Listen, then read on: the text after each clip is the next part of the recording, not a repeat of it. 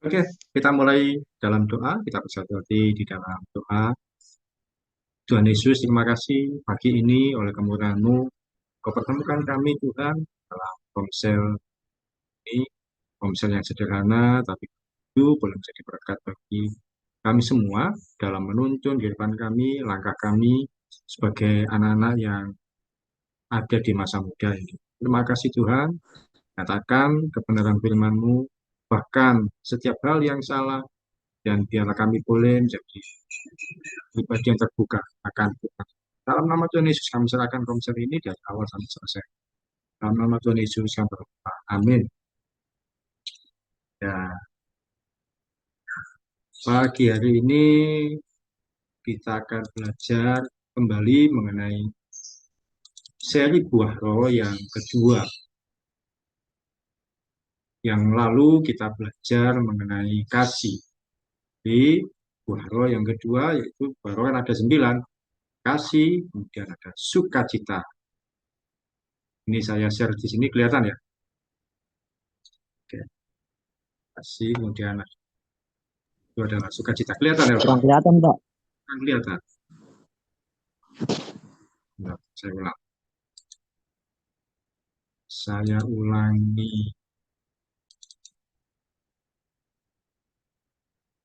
Saya...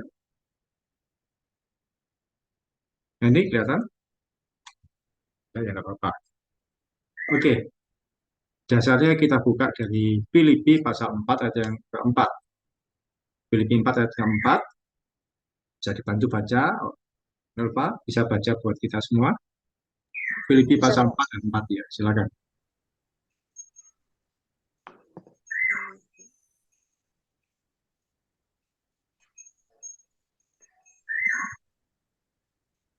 Filipi 4 ayat 4. Bersukacitalah senantiasa dalam Tuhan. Sekali lagi kukatakan bersukacitalah.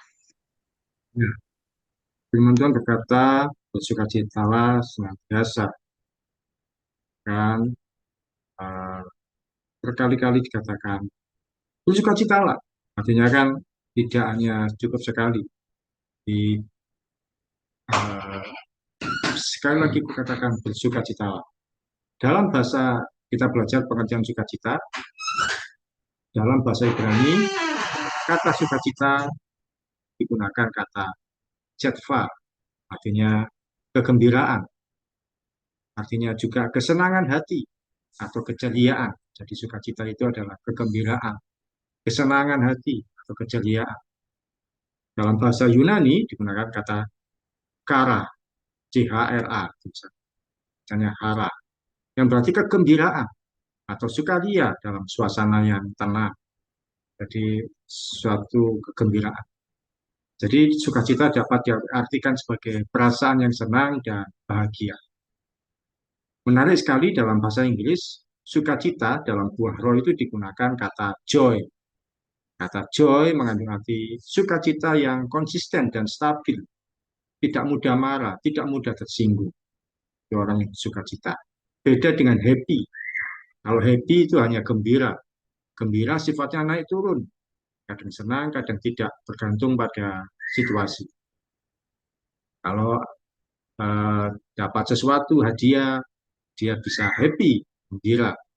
Kalau mendapatkan eh, moodnya sedang baik, dia bisa happy atau gembira. Tapi sukacita itu tidak. Dia tertanam di dalam hati kita. Sehingga dituliskan dengan kata joy. Itu suatu ungkapan sukacita yang tidak mudah tergoyahkan oleh apapun. Dia ada di dalam hati kita. Situasi buruk atau tidak, seorang akan mudah bersukacita. Jadi itu adalah pengertian pertama tentang sukacita, beda dengan gembira. Kalau sukacita itu adalah perasaan yang stabil, perasaan yang senang dalam hati. Gembiranya tidak sesaat, tidak bergantung perasaan. Kemudian kebenaran tentang sukacita. Yang pertama, bersukacita itu merupakan perintahnya Tuhan. Tadi sudah dibaca pertama bahwa bersukacitalah senantiasa. Itu adalah perintah. Karena kata bersukacitalah itu adalah diperintahkan untuk bersukacita. Jadi mau tidak mau kita diajak untuk bersukacita. dibaca berikutnya 1 Tesalonika 5 ayat 16. Nah, tolong Niko, 1 Tesalonika 5 ayat 16.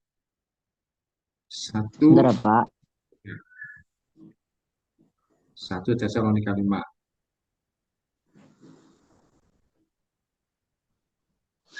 1 Tesalonika 5 ayat 16, bersukacitalah senantiasa.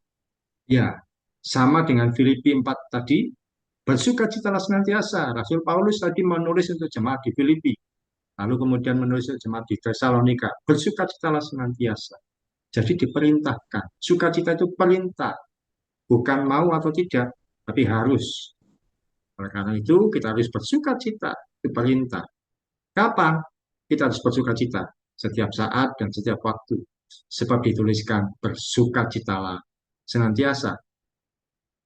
Tidak menunggu gaji naik, tidak menunggu dapat uang, atau tidak menunggu situasi yang baik. Firman Tuhan mengajarkan kita bersukacita. Oleh karena sebuah perintah, maka kita pun harus mengerjakannya. Tanpa disadari sebenarnya sukacita itu menjadi merek atau cirinya anak-anak Tuhan. Seringkali orang-orang di luar Kristen bilang, oh orang Kristen itu mudah bersukacita. Orang Kristen itu mudah untuk sukacita. Situasi apapun nyanyi, ke gereja nyanyi. Situasi sedih pun nyanyi, apalagi kalau situasi gembira. Ya, kalau kalian pernah datang ke ibadah penghiburan atau ada yang meninggal, kan kita bernyanyi.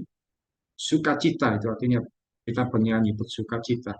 Bahwa kita sedang menghantarkan yang meninggal itu menuju kepada rumah Tuhan. Dalam keadaan sedih saja kita bisa bernyanyi. Bahkan ada lagu yang berkata, hati yang gembira adalah obat. Kita bersukacita. Dalam keadaan duka bersukacita. Apalagi kalau memang kondisinya gembira. Jadi yang pertama, bersukacita itu perintah. Kalau kita sedang tidak nyaman, kita ngomong, ayo, sukacitalah. Dan kita bisa bersukacita. Bukan sekedar tertawa, tapi kita mau mengatasi kondisi kita. Yang kedua, bersukacita itu memberikan kesembuhan. Ya, bisa dibaca, Nelva, Amsal 17 ayat 20. Amsal pasal 17. 17 ayat 22. Hati yang gembira adalah obat, yang manjur, tetapi semangat yang patah mengeringkan tulang. Ya, ini lagu yang kita sering nyanyikan ketika sekolah minggu. Hati yang gembira adalah obat. Tapi di dalam Alkitab terjemahan lain, dalam terjemahan bahasa Indonesia yang lain dikatakan, sukacita adalah obat yang baik. Jadi bukan cuma hati yang gembira, tapi sukacita adalah obat yang baik. Tapi dukacita adalah penyakit. Jadi sukacita kita itu menjadi obat kalau kita sedang mengalami sakit penyakit. Kita bersukacita, nggak cuma sedih terus. Orang kalau sedih terus, bawaannya tersinggung dan marah, maka dia akan mudah sakit. Ketahuilah ketika kita bersukacita, tubuh kita akan menghasilkan hormon yang namanya endorfin. Apa itu hormon endorfin? Yaitu hormon yang berfungsi menghilangkan rasa sakit alami dan memberikan energi positif dalam diri seseorang. So, perasaan senang. Misalkan kita dalam kondisi sakit, terus kita bersuka cita, tertawa, gembira, maka sakit kita tidak akan terasa. Orang yang bersuka cita, murah senyum, dan mudah tertawa, akan menciptakan bahagia. Dan pada akhirnya, semua sakit tidak lagi dirasakan. Jadi bersuka cita itu memberikan kesembuhan. Setidaknya memberikan 50% kesembuhan. Dan banyak kesaksian ketika orang bersuka cita, sakitnya itu jadi hilang. Karena sukacita itu adalah obatnya. Jadi yang pertama bahwa sukacita itu merupakan perintah. Kedua, dengan bersukacita memberikan kesembuhan. Kemudian kebenaran yang ketiga, bersukacita tidak bergantung pada situasi. Iku bisa bantu baca di Filipi 4 ayat 10. Coba kita lihat. Filipi 4 ayat 10. Filipi 4 ayat 10, aku sangat bersukacita dalam Tuhan bahwa akhirnya pikiranmu dan perasaanmu bertumbuh kembali untuk aku. Memang selalu ada perhatianmu, tetapi tidak ada kesempatan bagimu. Iya, surat Filipi ini ditulis oleh Rasul Paulus ketika dia berada di dalam penjara. Bukan di dalam situasi yang baik, tapi di penjara. Ketika di dalam penjara, dia menuliskan kepada jemaat di Filipi, dia berkata, aku sangat bersuka cita dalam Tuhan, bahwa akhirnya pikiranmu, perasaanmu bertumbuh kembali untuk aku. Jadi di penjara dia yang dalam kondisi terbelenggu, harusnya didatangi, dibawakan oleh-oleh atau apa. Ya, tapi dia malah memikirkan orang lain. Itu yang luar biasa. Jadi sukacita tidak bergantung pada situasi. Sukacita itu bukan perasaan, tapi keputusan. Artinya apa? Bahwa sekarang kondisi saya tidak baik, nggak enak. Tapi saya mau bersuka cita. Nah, itu adalah keputusan. Tapi kalau cuma perasaan, kita akan mudah terombang-ambing. Aduh, bad mood, nggak enak rasanya. Kalau perasaan itu hanya gembira sesaat, itu ya. Tapi sukacita merupakan rasa bahagia yang tidak bisa diungkapkan dengan kata-kata. Orang bisa hanya diam dan tersenyum, tapi sebenarnya hatinya bersuka cita. Namun ada juga mungkin kalian tahu teman yang bisa tertawa terbahak-bahak, namun sebenarnya hatinya sedih. Rasul Paulus membuat tulisan untuk bersuka cita, dia sedang dalam penjara. Dia punya alasan untuk dikasihani, tapi dia justru malah menguatkan. Ketika kita disakiti oleh orang lain, diolok dan disalah mengerti, tetaplah bersuka cita. Kemudian, poin yang keempat dari bersuka cita yaitu bahwa bersuka cita menggambarkan pengharapan kita pada Tuhan Yesus. Ayat terakhir, bisa dibantu baca Nelva, Yohanes 16 ayat 24. Sampai sekarang kamu belum meminta sesuatu pun dalam namaku, mintalah maka kamu akan menerima supaya penuhlah sukacitamu.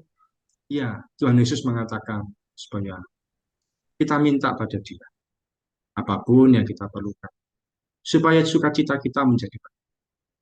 Ketika kita minta pada seseorang, lalu dikabulkan yang kita minta, bukankah kita menjadi senang? Demikian juga ketika kita berharap pada Tuhan. Percayalah, Tuhan Yesus paling tahu cara menolong dan menyediakan kebutuhan.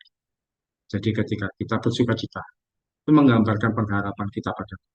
Dia berkata, ayo minta kepadaku, supaya sukacitamu menjadi penuh. Jadi pada hari ini kita belajar mengenai sukacita, bahwa sukacita itu adalah uh, perasaan bahagia yang stabil, yang konsisten di dalam hati, yang tidak mudah terombang-ambing, tidak mudah naik turun. Kalau happy, gembira, dia bergantung situasi. Tapi dalam sukacita, apapun situasi, kita tidak kehilangan sukacita. Dan juga kebenaran tentang sukacita bahwa bersukacita merupakan perintah, memberikan kesembuhan. Dengan bersukacita tidak tergantung situasi. Dan bersukacita menggambarkan pengharapan kita pada Tuhan Yesus. Ekspresi orang bersukacita biasanya tertawa, ada yang tersenyum, bahkan ada yang berteriak, yes, ada yang bisa melompat, itu orang bersukacita.